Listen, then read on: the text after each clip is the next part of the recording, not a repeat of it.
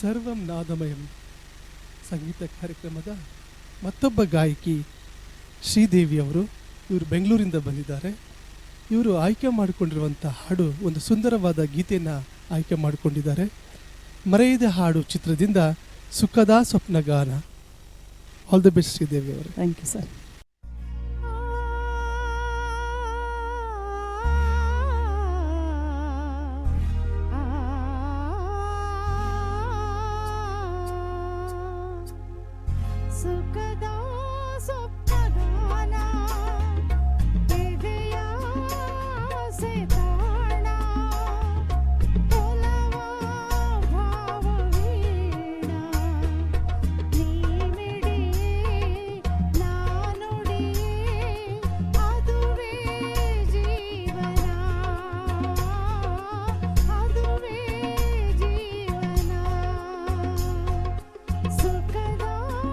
ಸ್ವಪ್ನ